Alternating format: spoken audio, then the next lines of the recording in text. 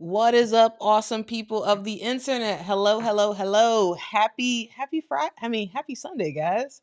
Happy Super Bowl Sunday. Happy Super Sunday for women's basketball. And we're gonna get into it. So yeah, I'm sure you all saw the news. South Carolina basically destroyed UConn. They beat them 83-65. Now, this was a game that I was expecting to be a little bit closer than what we actually got.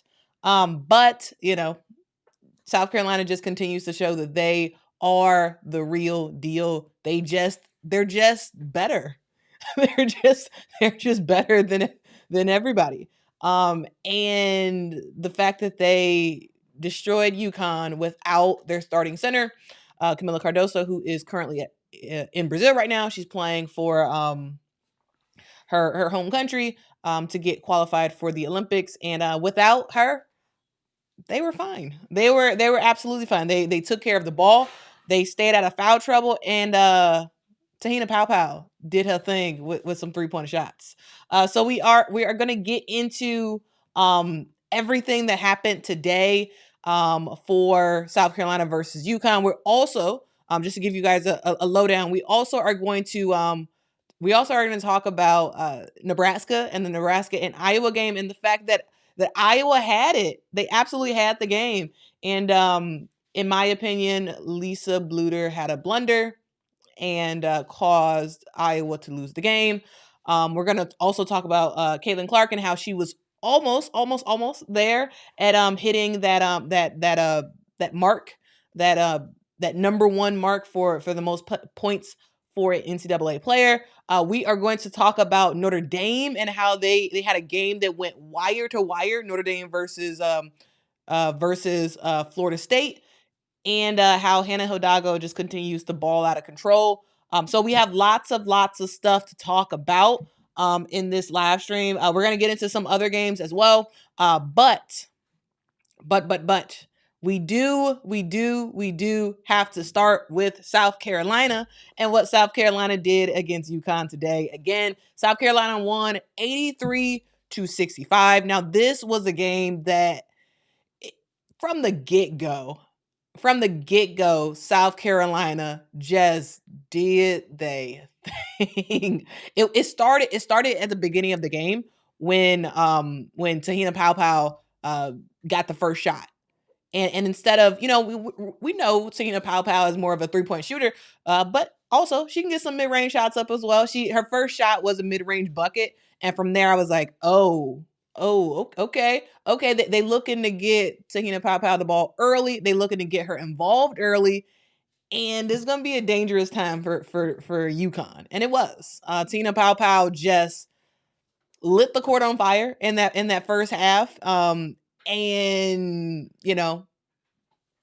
Ashlyn Watkins, or Ashlyn Swatkins, she continued it up with some big blocks, like huge blocks, and scoring the ball as well. She hit some good mid-range shots as well, that I want to get into, but ultimately this game, South Carolina just continues to show y'all that they mean business. They mean absolute business. Let's get into some of y'all comments. Romy says we did that. Y'all did do that. Yep. No Good Gaming says South Carolina is the best. Yeah. Shakim says Gamecocks for life. UConn is overrated. Also, UConn is out a lot of players, but I get your point. RC says, I'm irritated. RC, we're going to get to that Iowa-Nebraska game in just a sec. But first, we're going to start with the game of the day, which is that South Carolina versus UConn game. Michael says the second, third, and fourth ranked teams go down this week. Death, Texas, and South Carolina at number one. It's looking that way. It is looking that way, that regardless of what happens, South Carolina is going to do their thing and get the W at the end of the day. What's up, Courtney? Courtney says, hey, Quita, I need you to make the title Down Goes Iowa like you be doing my laundry. Actually, yeah. Let me change the title. I'll change the title to "Down Goes Iowa." I like that. I like that. Down goes Iowa. Good suggestion. Good suggestion. I just updated it. Um, Jasmine says, Quita, never forget that you have so many supporters. You are truly doing something special. I appreciate that, Jasmine. Like that means a lot. Thank you so much. I appreciate that. Grace by God, what up? What up? Unapologetic, hello. Nolan, hello. Did you watch the game? Like let me know. Let me know y'all first thoughts after the game was over. Let me know y'all thoughts, cuz to me my thought was, oh my goodness, South Carolina's going to be number 1 for about 2 or 3 more years coming down the future. Like that was my thought. It was like, oh my goodness. Like this team is looking good. And I'm not exactly sure if Sarah Strong was in the building for today, but if she was, like, y'all, I think South Carolina got Sarah Strong on lock. Because how could you not want to go to South Carolina after witnessing a game like that? Like just amazing. Just amazing. Um Joseph says it is Lisa Bluter's fault. I agree. And we're gonna get into that game after we fully break down the game that was South Carolina versus UConn. Kelly says UConn is being exposed as a fraud. You think so? B Girl says many top ranked teams lost this weekend. I'm not mad, as it's a buffer for my team.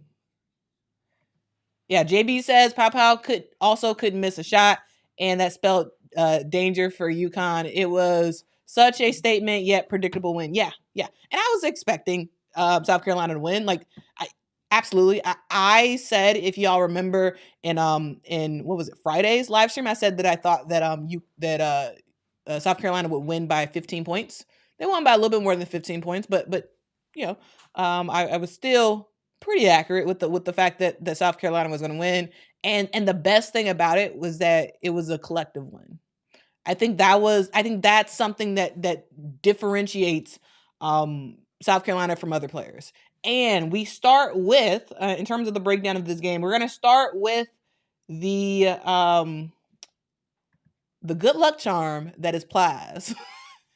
Y'all, Plaz was at the game today. Plaz is a very famous rapper. For those who don't know Plaz, he's a big deal. And y'all, Plaz showed up. He had the crock pot. He rose the crock pot up. Y'all, he was. I saw him on South Carolina social. Kamilla Cardoso was not there, but Plaz was there and brought some energy.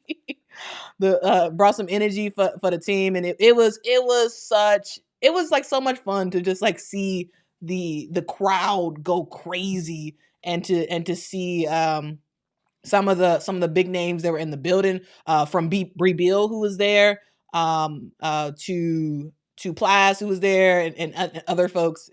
I don't know. There's like a whole like aura around South Carolina, and it's fun. It is very, very fun to watch. Plaz did address the crowd as well. I thought that was pretty fun also. But yeah, Plaz is Plaz is letting y'all know that he is a South Carolina fan through and through. And yeah, I think we're gonna see him. I think we're gonna see him more. I think we're gonna continue to see him more and more and more and more. And for those who didn't see it, he actually did address the crowd. And so I do want to share that, because I thought that was kind of fun. I thought it was kind of fun, the fact that Plaz was there and did address the crowd. So let me actually go to that screen in just a sec, and we're going to show that.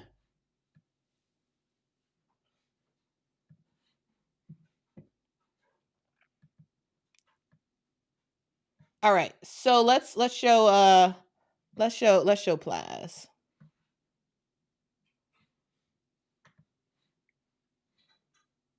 All right, so here, let me get this audio up.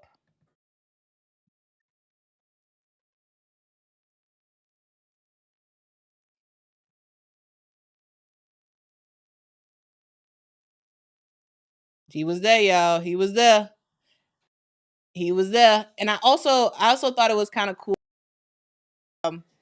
They actually had him make another.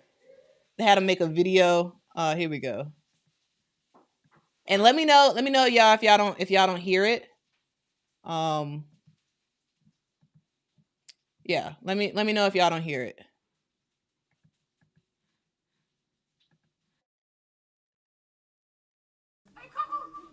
When I say we were going playing no games, today we weren't playing no games. We came out hot, but coach, listen, got a whole other second half to play. Girls, let's get fired up. Let's go ahead and close this thing out. Coach, when I say I love you, I love you. Hey, coach.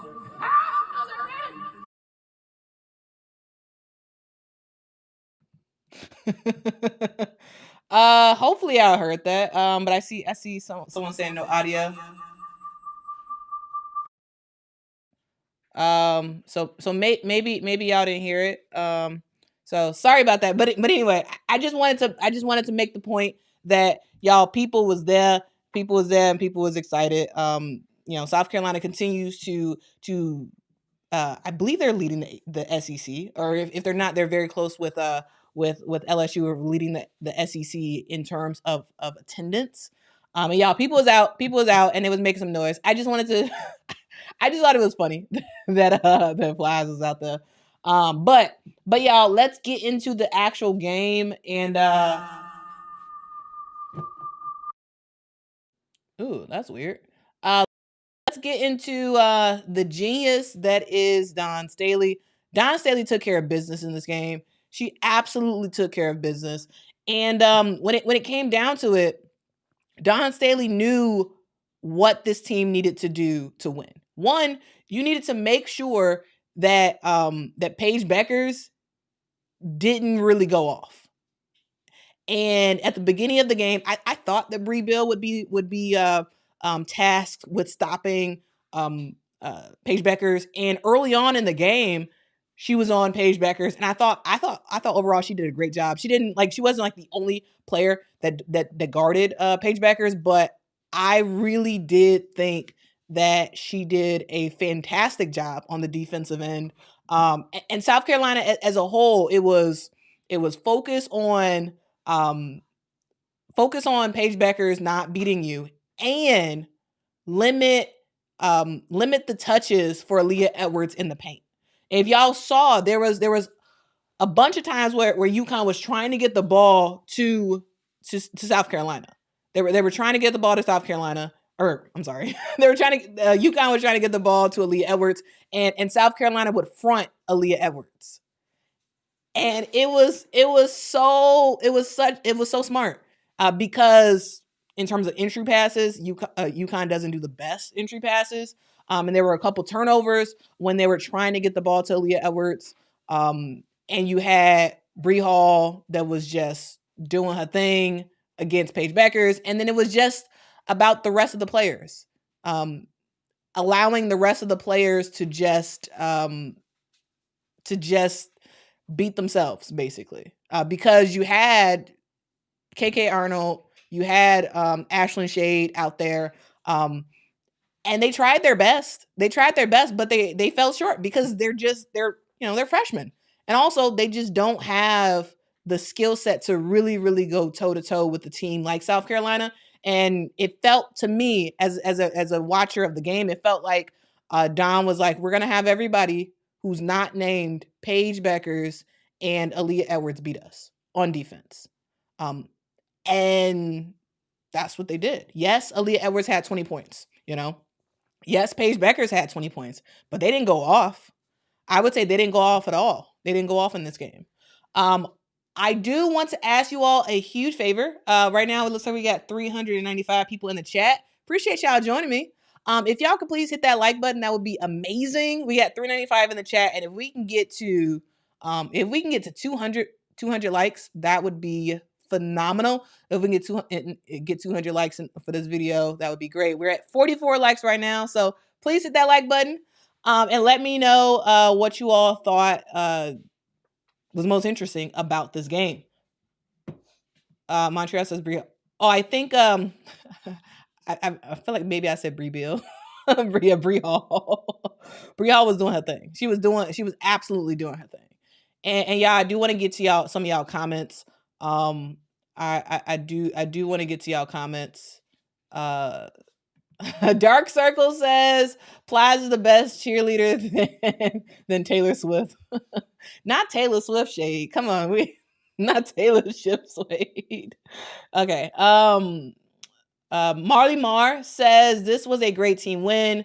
Always. I'm from Philly. Grow up with Don. The system here is great. Yeah. They have a great system. Swifty Kelsey 2024 champs Don. Wow, what a username. They said UConn will be out in the Sweet 16 if they make it to the Sweet 16. Yes, they will be out. Edward says it's a Gamecock thing. Yeah, I mean you guys are very good. You guys are very, very good. Romy says Sarah can make a name for herself just like Aaliyah Boston. Yeah, absolutely. Nolan said Raven was great today too. Yes. So let's actually talk about Raven Johnson, because I thought that Raven Johnson, I mean, she continues to be impressive to me. This season she just continues to just do her thing and let folks know that like she is the floor general for this team, you know. So when it came to getting some points on the board, she can do that. When it came to rebounding, y'all, she had 12. She had 12 rebounds in this game. 12 rebounds. And like rebounding is not like the thing that she's like known for, right? She's known for her great passes. And she did a good job distributing the ball today. She had 5 assists in this game. But y'all, 10 points, 12 rebounds, 2 huge steals. There were a couple times when South Carolina would get some really great steals from UConn. It was Raven Johnson getting the steals. It was Ashlyn Watkins, which we're going to go more into Ashlyn Watkins in just a sec.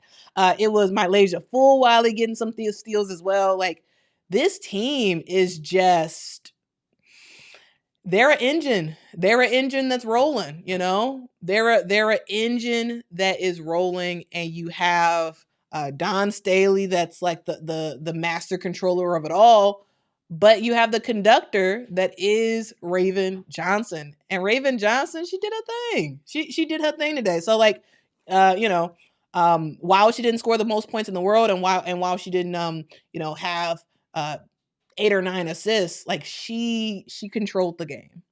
And to me, there's stuff that she just does that's not on the stat sheet, you know, and I just think it should be called out, because Raven Johnson did her thing today. But as I mentioned earlier, this is not a one person game. This was not a one person game. It was everybody from South Carolina who showed up and showed out in this game. Let's see some of y'all comments. Let's see. Yes. CCU says KK Arnold is going to be having nightmares about Ashlyn Watkins. Yeah, I think Ashlyn had 2 blocks specifically on KK Arnold. And both of those times I was like, come on, KK. You cannot do a simple layup against Ashlyn Watkins. So you need to do like a jelly layup where you look like you're gonna do a layup this way, and then you kind of scoop it around and do something else. Like you cannot do a regular layup against Ashlyn Watkins. She's going to block your shot. Like she, you know, again, this girl can jump out the gym. She's going to block your shot. And so I think that in the future, KK Arnold will get a little bit better in her sort of layup packages, and not opt to do the simple things, because the simple things is not going to work against South Carolina, because they will block your shot. And even though Kamilla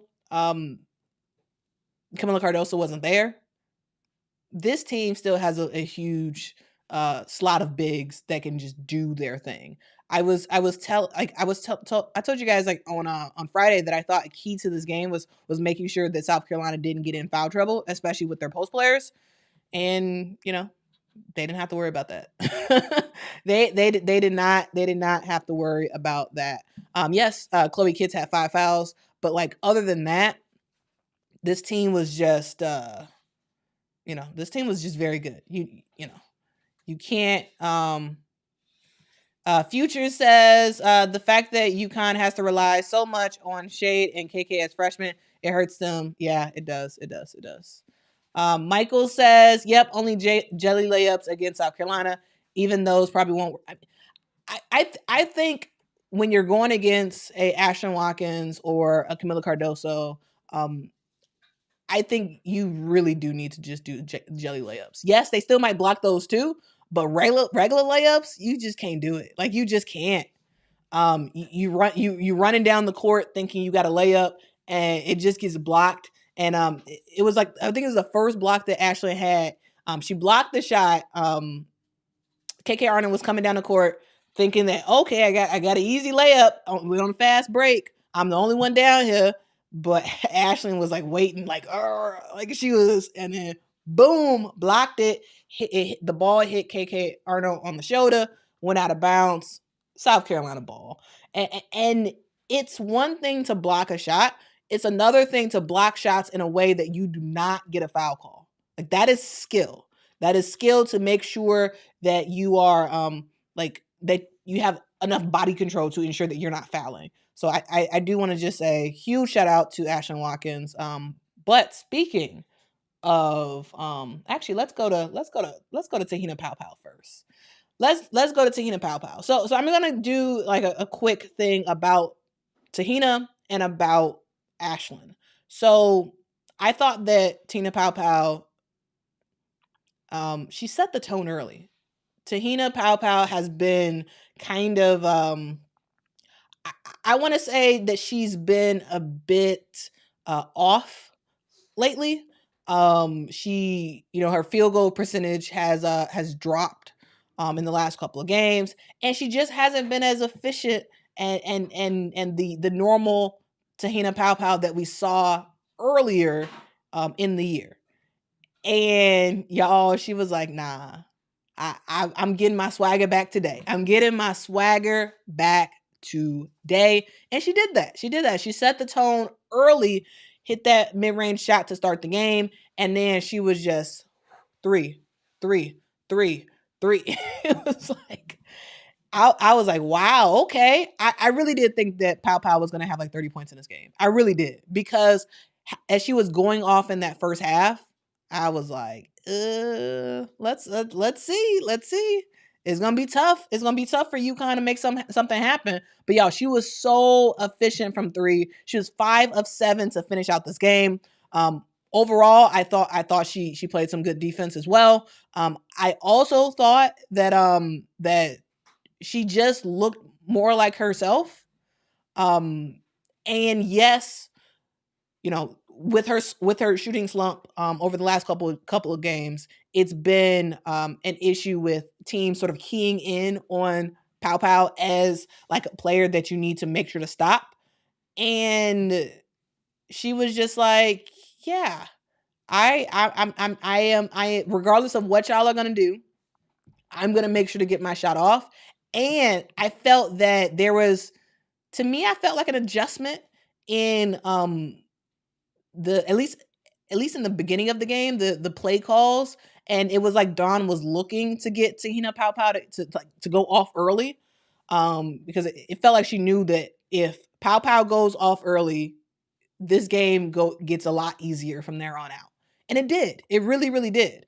So I did want to mention that because Paopao set the tone, and Swatkins continued the tone.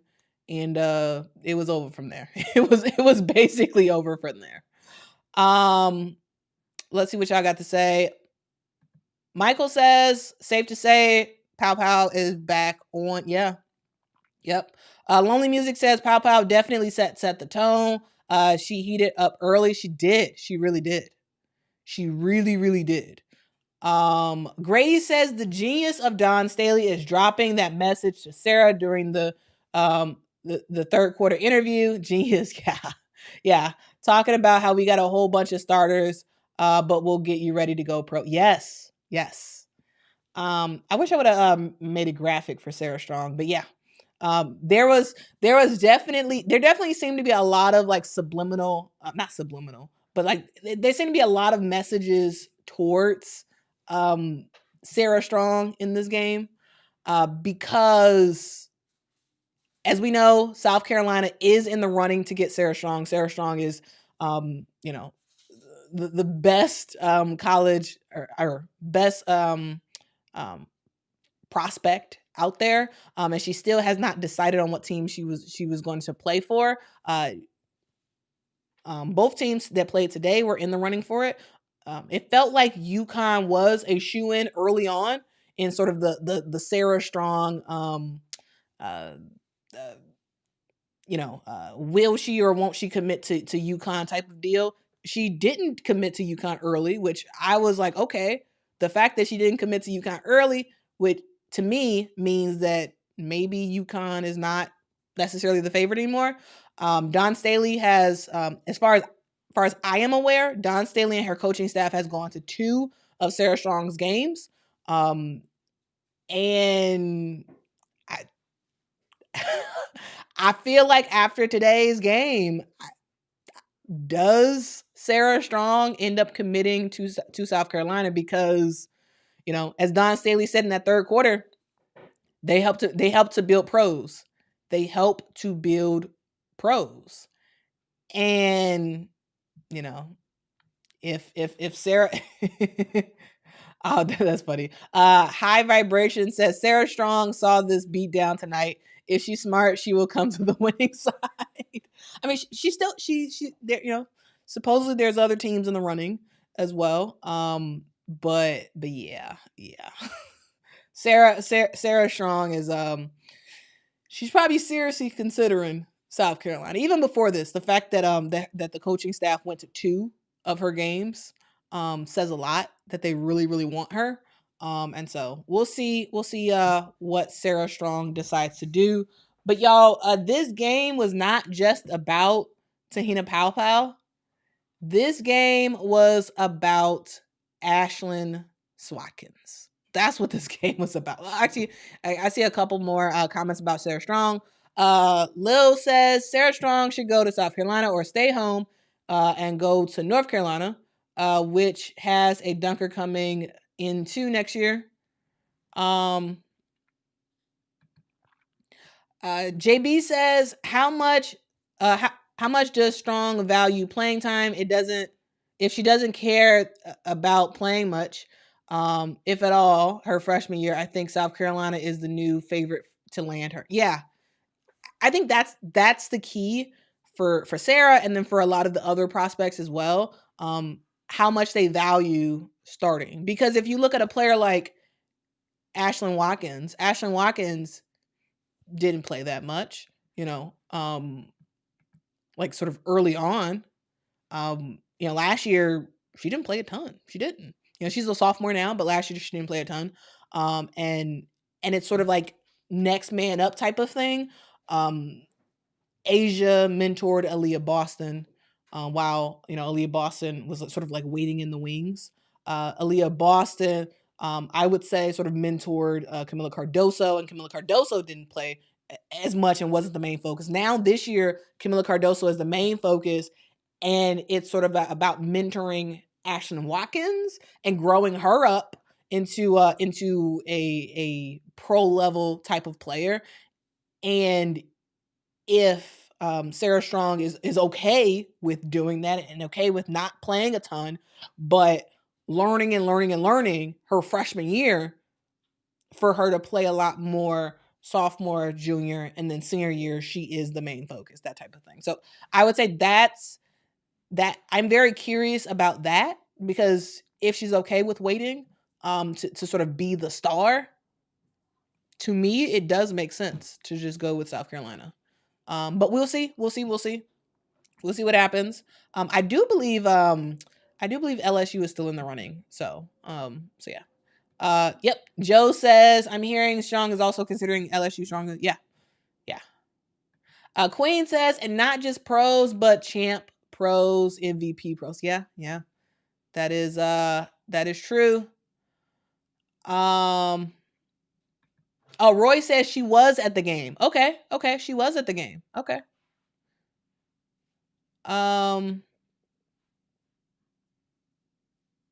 Edward says Teresa's up next.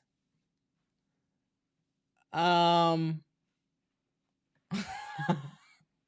on, buddy. Buddy says, okay, time for Gino to cry in the post-game interview.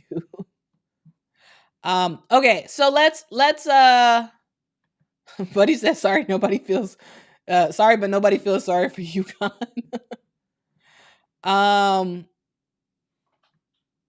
Yeah, we're gonna get into Gino and UConn in just a sec. But I do want to make sure to give Ashlyn Watkins, aka Ashlyn Watkins. I wanted to make sure to give her just due because this girl balled out today. It wasn't like Ashlyn was doing anything out of the ordinary. She did the stuff today that she normally does for South Carolina. She has started the last several games. One was because Chloe Kitts was out for a little bit. She was out for 2 games, I believe. And then now with Kamilla Cardoso being in Brazil right now, Ashlyn Watkins started the last games on Thursday. She started today's game, and she's just continuing to show that she should be the 6th player of the year for the SEC. Now, I do not know the rules around how many games a player can start and still be considered a 6th woman of the year. But if she still is eligible to be the 6th woman of the year, I think Ashlyn Watkins completely deserves it because she just does what she needs to do, right? So in terms of shooting, she was pretty efficient today. She was 7 of 12 from the field. She scored 15 points, including she had a couple of jumpers from a little bit a ways away from the basket. She rebounded the ball very well. She had nine rebounds. She had 9 huge blocks. She had 2 steals. This girl can just do it all. And also she's 6'3" with, I believe, a 6'8" wingspan. And she's just good. She's just very, very good. And you just can't really stop her. You cannot really stop her. And the fact that South Carolina was able to do what they did today without Kamilla Cardoso and Ashlyn Watkins not missing a beat at all. So yeah, I thought that was yeah. She just continues to show that she's a baller. She just continues to show that she is a straight up baller, and y'all need to watch out for Ashlyn Watkins because yes, she's a sophomore right now, and in my opinion, yes, should be the 6th man of the year this year, but she's coming for player of the year. Ashlyn Watkins is coming for player of the year. Of course, not this year, but as she gets into her junior year, as she gets into her senior year, like I can't imagine a scenario where she is not a contender for Naismith Player of the Year going into the future. Because she's just like, she brings the intangibles already to the team. And next year with Kamilla Cardoso in the WNBA, it's going to be Ashlyn Watkins' show. In terms of post play, it's going to be her and Chloe Kitts. It's going to be their time to shine and their time to like totally dominate and be the main focus. And Ashlyn Watkins, I'm going to call it right now, from what I see right now coming from her, she will be in the running for National Player of the Year. Like in the future, she will be, because she's just very, very good right now. And I just can't imagine a moment where she's not in that running. But y'all, let me know what y'all think about that. Do you think in the future Ashlyn will be in the running for that? And also, how good do you think she really is right now? Natalie says Ashlyn is still eligible for that 6th Woman of the Year. Oh, that's awesome. Queen says Watkins has stepped up tremendously the last 5 games or so. Absolutely, I agree. I totally agree. She has stepped up a whole bunch. SC Scout Guy says Alabama is taking it to LSU at LSU right now. Really? Okay, I got the TV up on side of me, so I am going to pull the game up and half watch the game while we're gonna go through this live, because I'm very curious about that game. Dwayne says Bama is up 9 at LSU at the end of the first quarter. Montreal says Ashlyn does the intangible. She does. She absolutely does. Lonely Music says Ashlyn Watkins is freaking amazing. She is. Absolutely. Bando says, hey, it's confirmed. Sarah Strong is coming to South Carolina now. I can see it.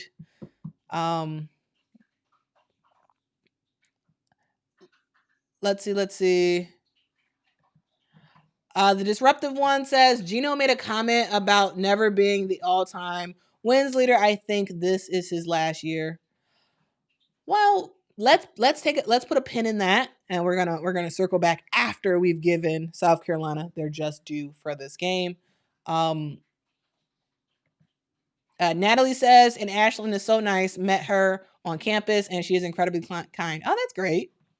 So that's great. It's one thing to be a great basketball player, but it's also great. It's like even better to be a great person. So shout out to Ashlyn Watkins for being a great person as well.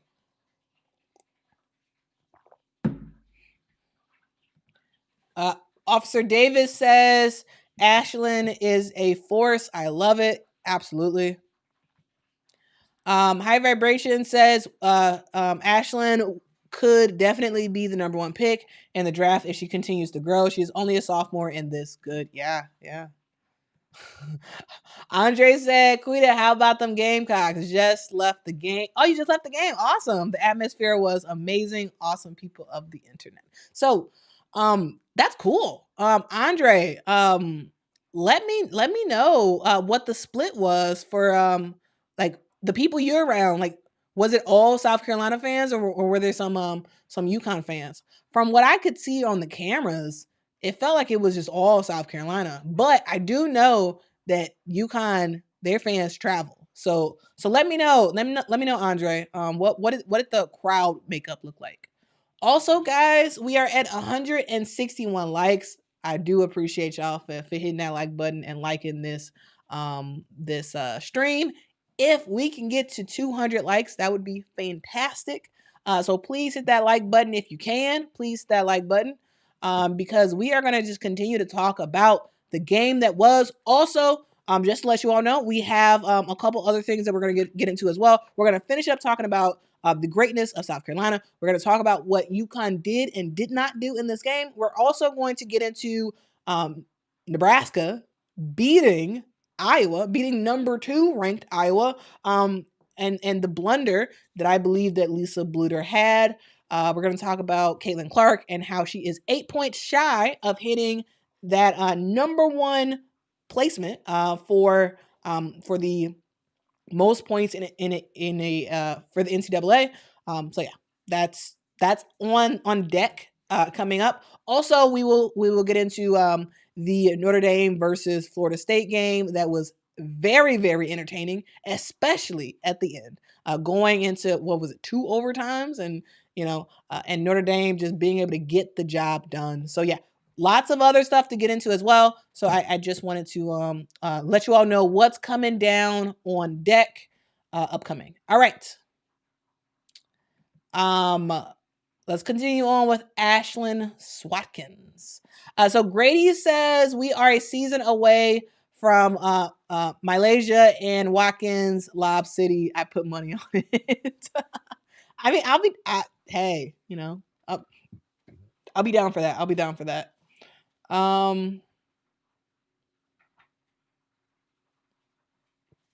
Let's see. Jack says Watkins is unfair. She has cheat codes. Yeah. Yeah. Yes. Oh, we got a super chat. Shout out to Tanya. Thank you so much for the super chat. Tanya says, absolutely proud of you. Will you chat more? Will you chat more about HBCUs? I need to. I really do. I really do need to, Tanya.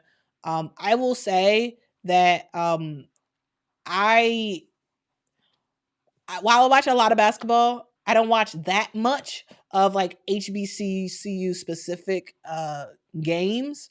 I really do need to get more into it because y'all, there are some straight up ballers that play for HBCUs. So yeah, that I do need to get more into it for sure.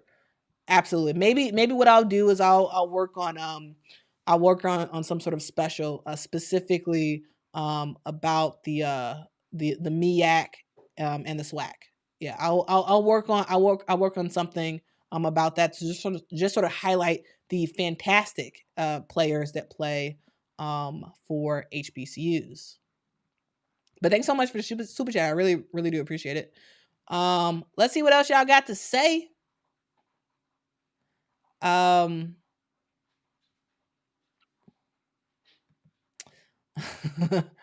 My G says, I told y'all they were going to run UConn out the gym, and they did.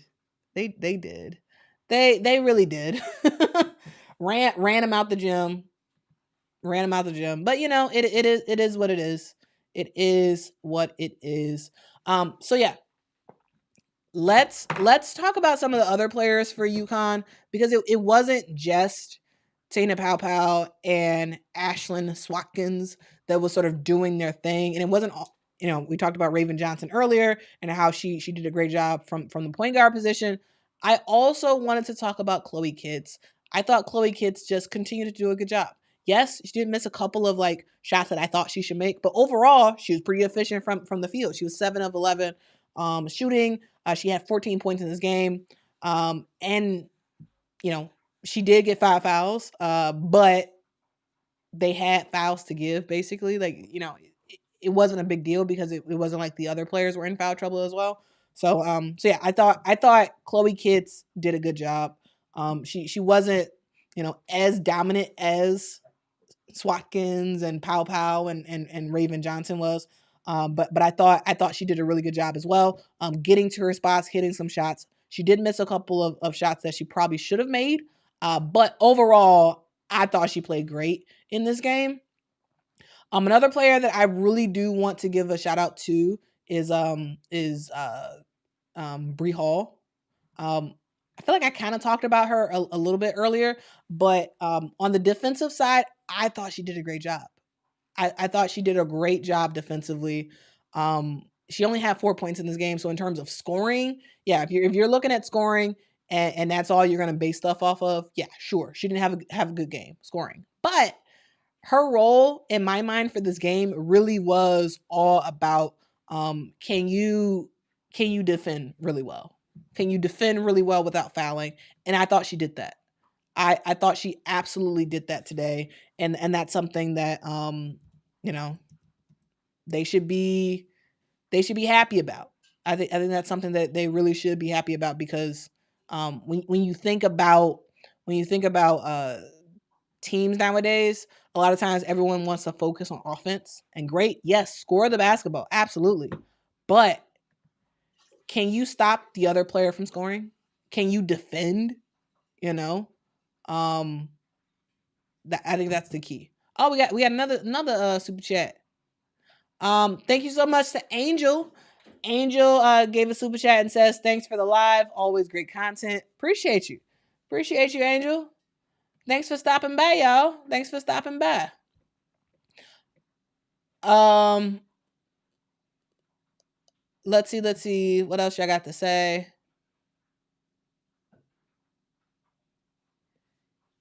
Yes.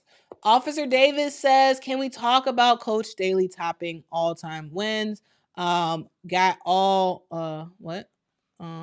Yeah, she got 600 wins in half the time of Gino and Tara." Yes. Yeah. Coach Don Staley is a very special person. She is a person that gets players to believe in what she's trying to do. She is a person who is very, very skilled at recruiting, but also she's very skilled at developing. Because she had a great pro career. She knows what it takes to get to the next level. She knows what it takes to get to as a player. She knows what it takes to get to the Olympics. She knows what it takes to make it in the WNBA. And I think that's an intangible that a lot of college head coaches don't have, you know. And this is not me saying that if coaches don't if coaches aren't players that they're missing something, but I do say that there's a little bit of extra oomph that I think you get when you are a former player and you're trying to recruit a player and you're like, I know where you're trying to go. I know because I did that, and I want to bring that out of you because I believe that you can do it. It's sort of similar in my head. It's sort of similar to what Coach Deion Sanders is doing, and how he was able to get a whole bunch of players to buy into his vision at Jackson State and now at Colorado, because his message is, I've been where you're trying to go. I know how to get there because I've done it. Now let me teach you how to get there. Let me mentor you. Let me walk you through it. And I'm not gonna hold any punches. I'm not gonna hold any punches. I am going to I'm gonna be hard on you. I'm gonna be tough. But at the end of the day, I will develop you into a future pro. I think that's her pitch. That is Dawn Staley's pitch. I'm not gonna play favoritism. I'm not gonna promise to play you. You may ride the bench your whole freshman year. And at the end of the day, you will be better for it. At the end of the day, when you graduate after 4 years, not only will you get an education, but you will also be ready for the next level.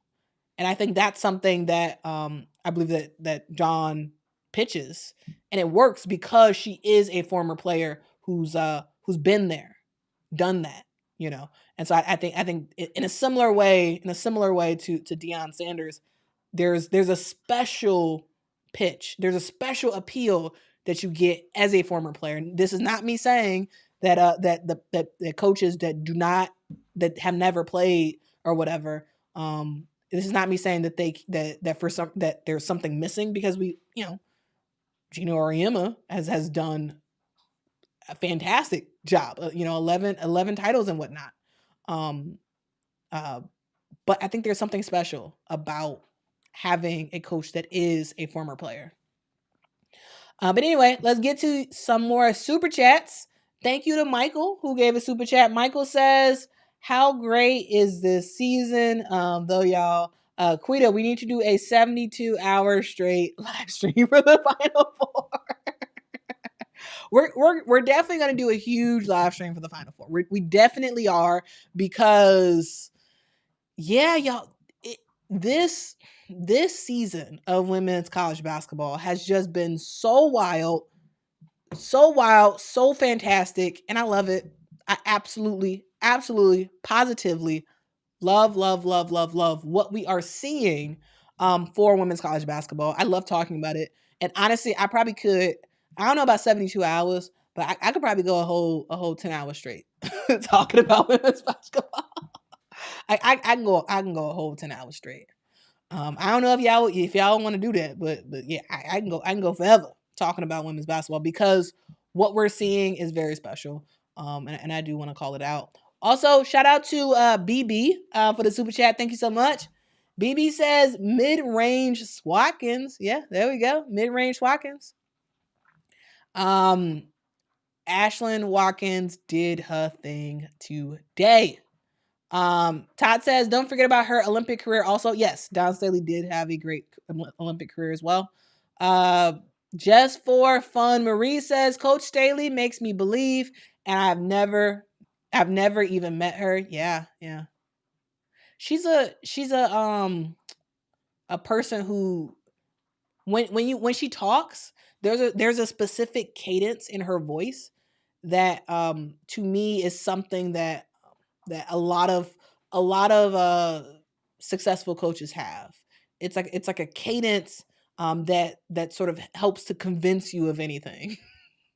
Like it's yeah. Dion I feel like has a similar thing. I would say Teresa Weatherspoon, the new head coach of the Chicago Sky, same deal. It's a certain cadence that I'm just like, man, they're really good at talking. They're really, really good at talking.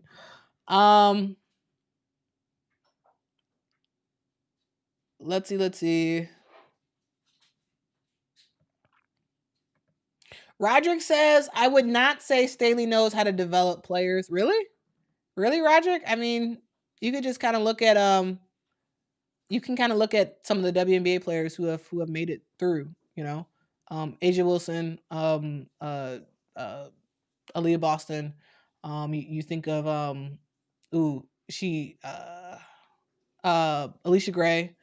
You think of geez, I'm like blanking on a bunch of names, but basically the whole starting lineup for South Carolina was drafted last year. Yes, not everybody made a roster, but Don Staley, like, she has produced pros, absolutely produced pros that have won MVPs in the WNBA. Like, so I'm not sure. I'm not sure how you get. Explain that a little bit more, Roderick. Explain that a little bit more. Roderick also says, I would not say Staley knows how to develop WNBA players. I need more proof. Um, well, I feel like there's been a lot of I mean, you look at the rookie of the year last season in Aaliyah Boston. You look at Asia Wilson and the fact that she's back to back WNBA champ. She is the leader of the Las Vegas Aces, former WNBA MVP, former Defensive Player of the Year. Like, Roderick, can't talk a little bit more about that. Talk a little bit more about that. B Girl says this season is something else. I agree. I really do agree. Aussie says my Aussie women punched their ticket to the Olympics. Yeah, yeah. So Australia is in the Olympics now. Breaking news of sorts. Lauren Jackson did confirm that she will not be in the Olympics for this year. For those who don't know, Lauren Jackson is a former WNBA player. She, in my mind, was one of the best women's basketball players ever. She came out of retirement to play for a club team in Australia. She wanted to help Australia get to the Olympics, get through qualifying. So she was on the qualifying team for the tournament. But she has announced that she is not going to be with the Australian team for the Olympics. So it looks like she is retiring again. So shout out to Lauren Jackson for a phenomenal career.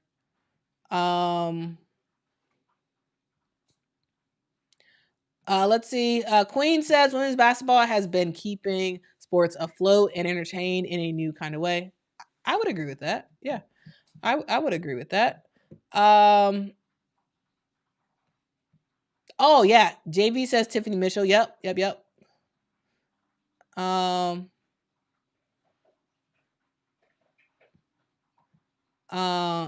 Maiji says people kill me saying that all of her players that go to the WNBA say they were prepared. Oh yeah, Atlanta Coates. Yep.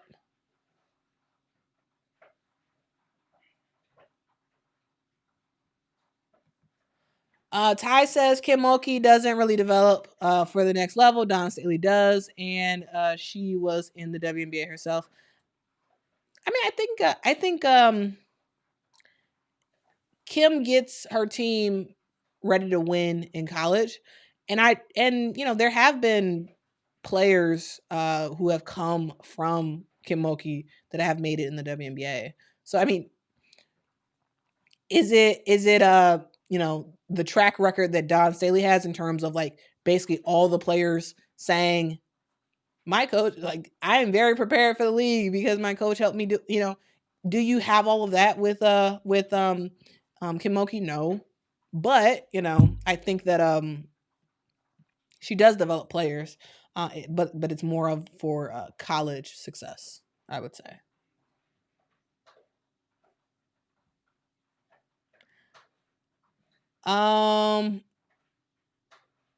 Let's see.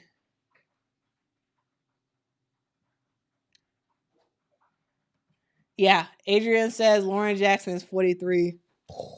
Mind blown. Yeah.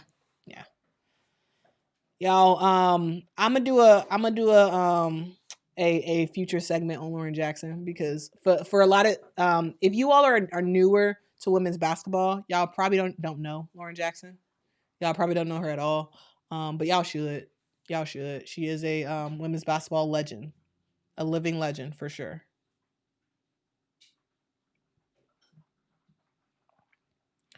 Montreal says every time I think of Lauren Jackson, I also think of Penny Taylor. Yeah.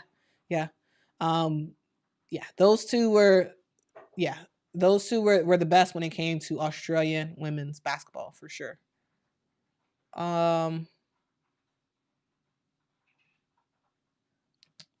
Aussie says she was amazing, Lauren Jackson. Yep.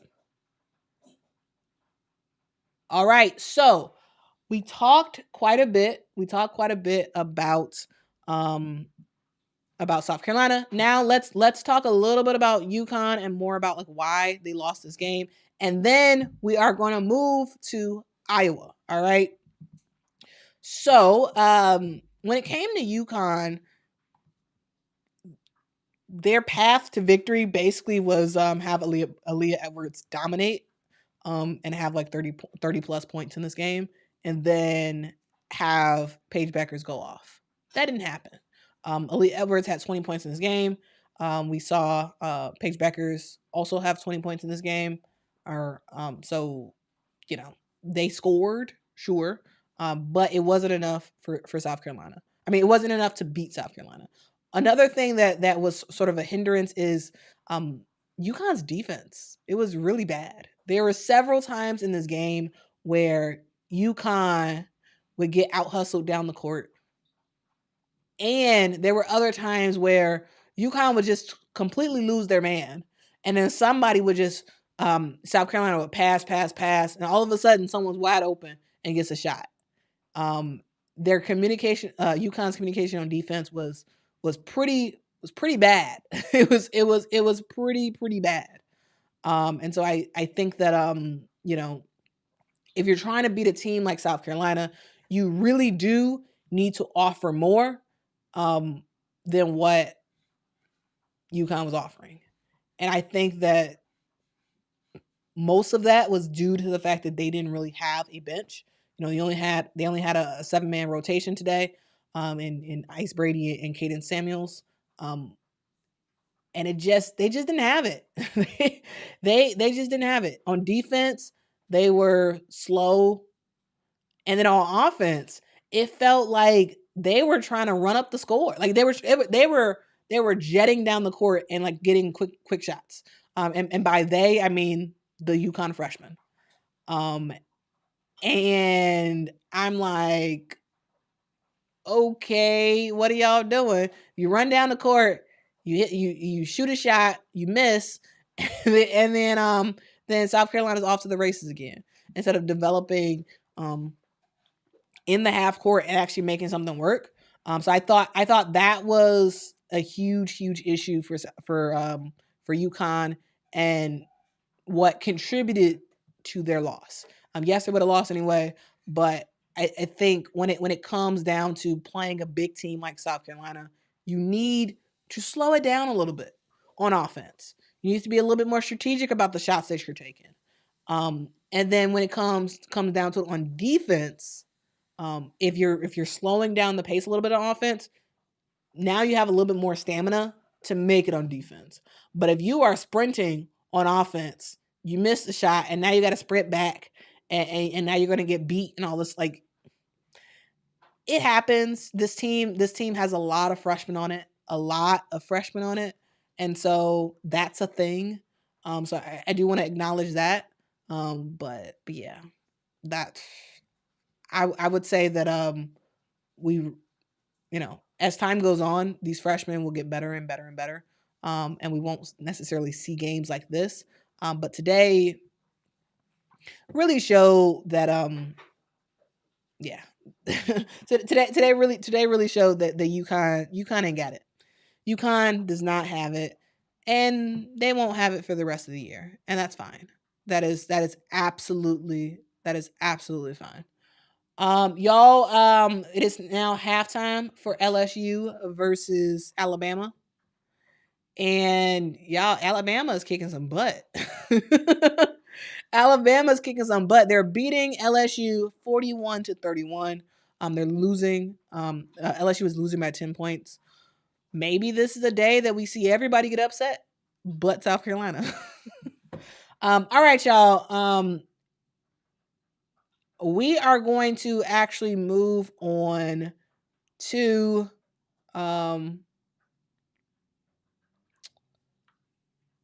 let's see. Actually, let's see. Let's go to JB had a comment. JB says Queen of UConn just doesn't have it this year. South Carolina has so many players they can defer to if a certain player is off. If Paige and Aaliyah Edwards aren't playing well, who do they look to? No one.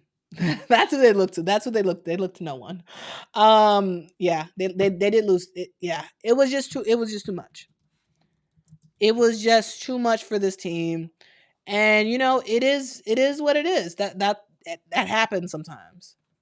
That absolutely happens sometimes. And as we think about the future for this UConn team, health is very, very paramount.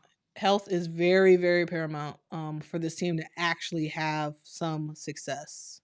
Bad Guy Rob says, I have great respect for Paige and Edwards. Seen more from them in the past, though. Yeah. They tried. They really, really, really tried. All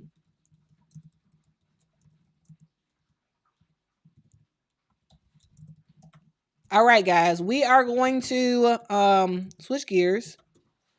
We're going to switch gears and we're going to talk about the Iowa versus we're going to talk about the Iowa versus Nebraska game today. So for those who do not know, Iowa lost today. Iowa lost to Nebraska in what I would call a stunner of a game. Iowa is ranked the number 2 team in the country right now. Nebraska is ranked number 82, and Iowa lost to Nebraska 82-79. And this game looked like it was Iowa's game from the get-go. Yes, sure, Nebraska sort of stayed in it and made some stuff happen, but when it came down to it, the first 3 quarters of this game was Iowa's. Iowa had it. And then all of a sudden, Lisa Bluder, in my opinion, Lisa Bluder had a blunder. Lisa Bluder had a blunder, and her blunder was her attempting to give Iowa fans the opportunity to see Caitlin Clark break that scoring record. She was 8 points away at the start of the fourth quarter. Caitlin Clark had 31 points in the game at the start of the fourth quarter. And instead of continuing to play the game like they were playing it all throughout, because it wasn't like Nebraska was dominating. They weren't. It was Iowa the entire first half. It was Iowa the entire third quarter. And it really was the change in plan for Iowa. Instead of Caitlin Clark looking to shoot and hit shots, it was keep the ball away from Caitlin. It was Caitlin, when you get the ball, pass it to someone else. And that's what cost this team the game. That's what cost them the game. Iowa was scoring. They scored 16 points in the first quarter. They scored 23 points in the second quarter. They scored 30 points in the third quarter, and they had 10 points in the fourth quarter. 10 points. And the reason that they had 10 points is because Caitlin Clark was trying not to shoot. It was like she was allergic to shooting. She didn't want the ball really in her hand. She was looking to pass like crazy, and that's problematic because Iowa's game is to run through Caitlin Clark. And if Caitlin Clark is extremely, extremely deferential to her other players, just to avoid hitting those 8 points in the fourth quarter, that cost you the game. Nebraska wasn't stopping Caitlin. They weren't stopping Caitlin. But Lisa Bluter in my opinion, changed the game plan. And it was about passing around. So you passed around, but in terms of shooting, the rest of the team, they were just missing shots left and right. And then Nebraska came down and was making shots. Nebraska was making shots, and so that's a thing as well. So in terms of Nebraska, they had 13 points in the first quarter. They had 22 in the second quarter. They had 20 in the third quarter. And in that fourth quarter, they had 27 points, 27-10 in that fourth quarter.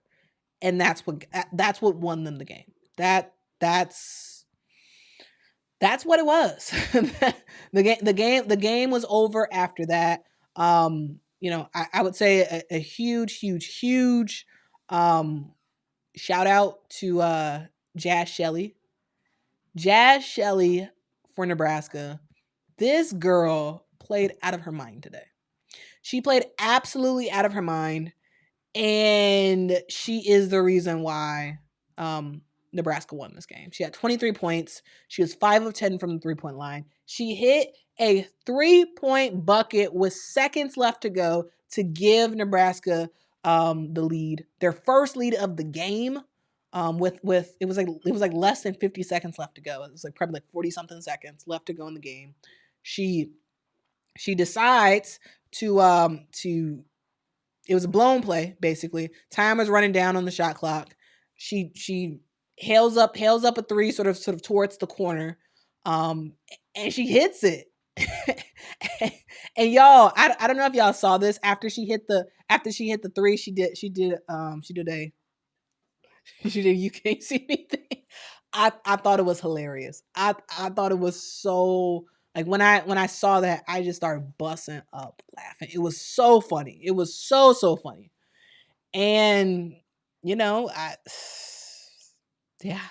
And Iowa tried to give the ball to Caitlin and have Caitlin do her late game heroics. And Caitlin, she's very good at late game heroics. Absolutely. But when she doesn't shoot basically at all in that fourth quarter, and then you need her to sort of save the game, that's putting her in a not so great position.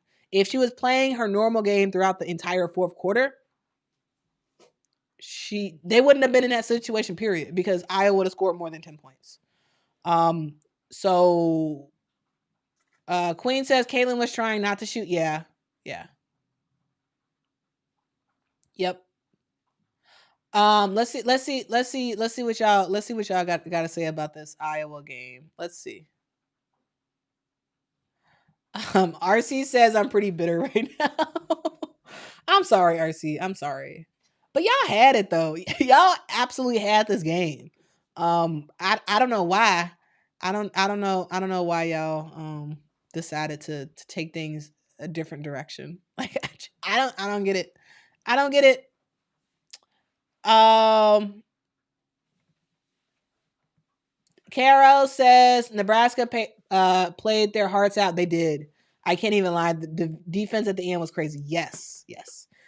And I don't want me saying that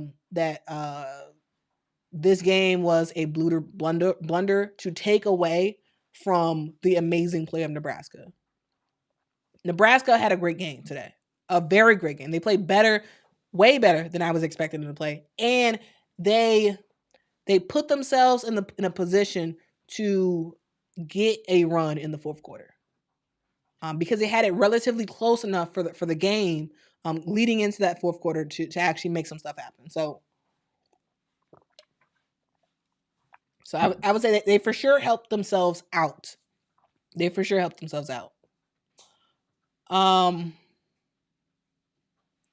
Let's see. Roderick says Iowa cannot win close games. They can. It's just they put themselves in a position not to today.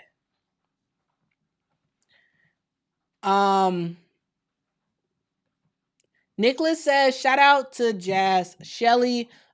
She balled out. She did. She absolutely did.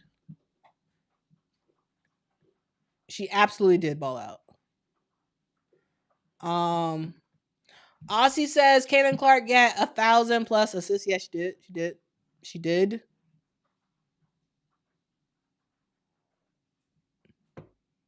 Nicholas said it only cost them the game. It might cost them the conference.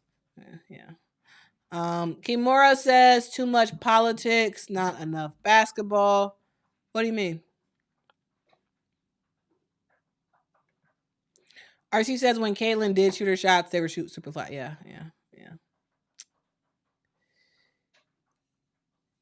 Yup. RC says it also shows me that nobody on the team wants to be consistently big time. Yeah. I mean nobody besides Caitlin Clark. And I think that Iowa should have just been like, yep, Caitlin's gonna break the record in Nebraska and it's fine. Like, don't change it up now. Don't change it up now. And they did. They changed it up and that's what cost them the game. I do want to show some video of the post game for Iowa and for the Iowa presser after the game was over because I thought it was pretty illuminating. So let's give me just a sec. I'm gonna pull up that screen grab. All right.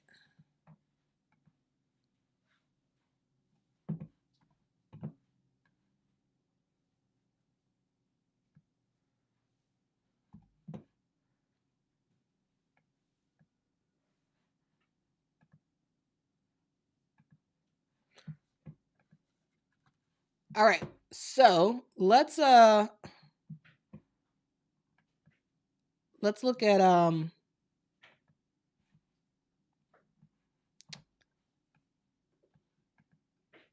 right, let's look at the post game press conference and hear what Caitlin Clark had to say.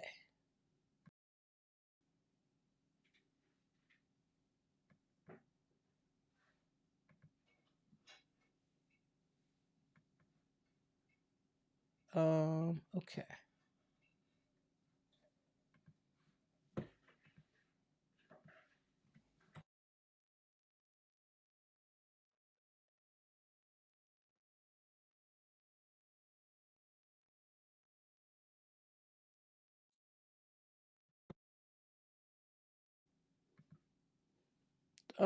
Wait, hold on. I'm gonna try to see if this audio is gonna work for me.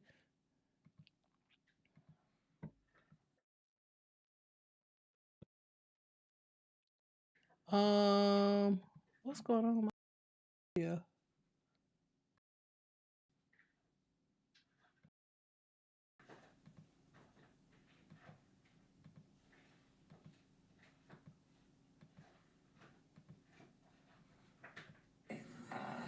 Yeah, I mean, probably could have worked for maybe for a better one, but you're down, so you want to give yourself a chance to get an offensive rebound of some sort, and just to execute down the stretch, and that stinks. And Nebraska's a really good team, and changed up their defense on us, and we weren't really prepared for it and didn't respond well in all areas. So good learning opportunity for us. I think like we said in the locker room, like our goals are still intact. You just come in and get better every single day. You win every single day. That's all that matters. But keep your head high. One loss doesn't define you by any means. Caitlin, what is the defensive change? Because you guys scored only just 10 points on that quarter. Was that the biggest thing? Or? Absolutely. I think going to the box and one, something we prepared for all throughout the season. Hadn't necessarily prepped for it the last couple of practices, but should have been ready for it. Should have executed our offense better. And that doesn't mean that I need to get open looks by any means. We have plenty of capable scorers on our team that can get open looks, but that's what a box and one is. They're going to take me away. They're going to make me take hard shots. It's just finding ways for other people to get open. And, we have plays. We have offenses that we should have been running. We just didn't execute. We just didn't get to our spots. We didn't cut into the paint. But, we'll be ready for it. And like I said, it's a good learning opportunity. Caitlin, I'm sure it's in the back of your mind, but how does it feel that you're going to break the all-time scoring record back at home at Iowa City?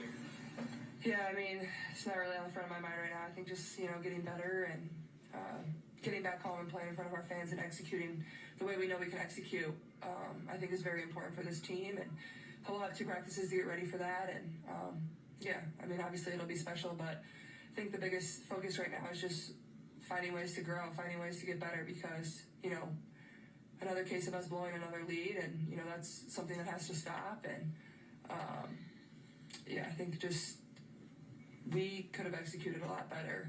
Can't get frazzled by them going to a box and one. We've seen it plenty of times.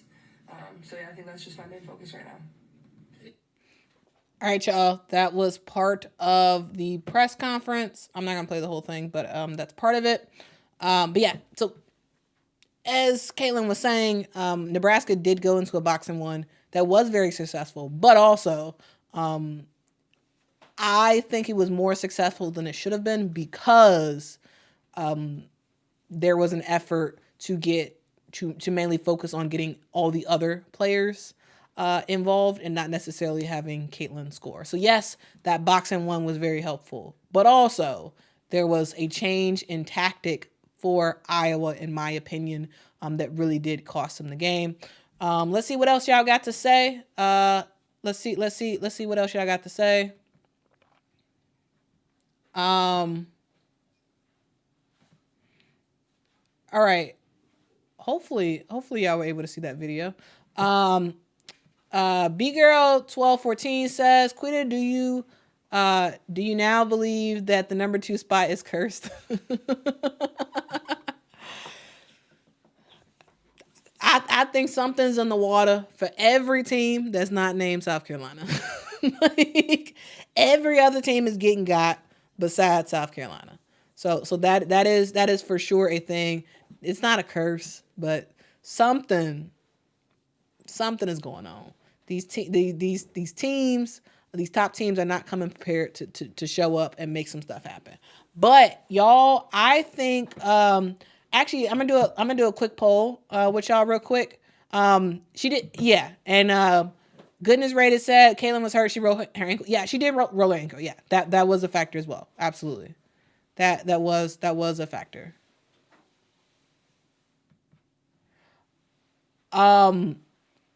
I did want to ask you all. I did want to ask you all a question. So right now, LSU is playing Alabama, and it looks like LSU might actually lose this game. At least from what it's showing right now, it looks like they might lose this game. We are 9 minutes into the third, or 9 minutes to go in the third quarter. The score is 41 Alabama, 33 LSU. Now, my question for you all is, do you all want to continue to talk about women's basketball and get into some of the other games, or do we want to wait and check back in about another hour or so after this LSU game is over, so we can give a proper recap of this game. I have been watching this game from the side of my eye while I'm doing this live stream, but yeah, I do want to ask you all what you all want to do. Should we take a break and come back after this LSU game is over to sort of talk about that game, and then we can get into Notre Dame and their game against Florida State and other games that happened today. Let me know. Let me know in the chat what you all think we should do. Because as y'all know, I do love to get input from y'all and hear directly from y'all what suggestions y'all have. So do we want to just come back after the LSU game is over? Let me know in the chat.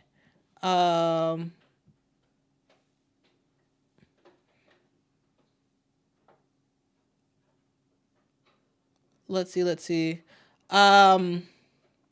When does the Super Bowl start? Let's see. When does the Super Bowl start?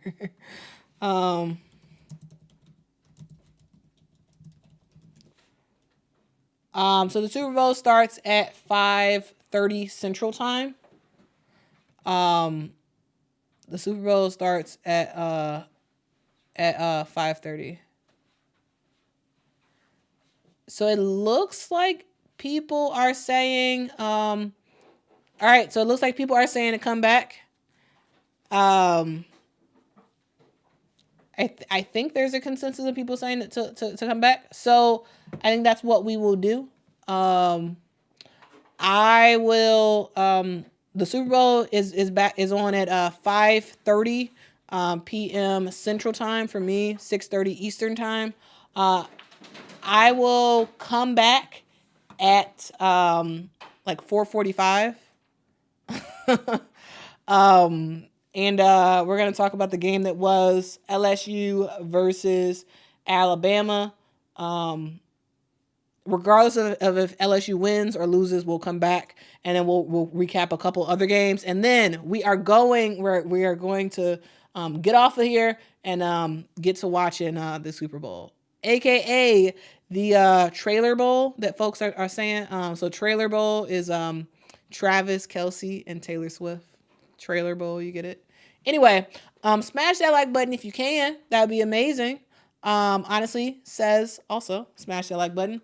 Thank y'all so much for joining. I will be back in about 30 minutes to recap the LSU versus Alabama game.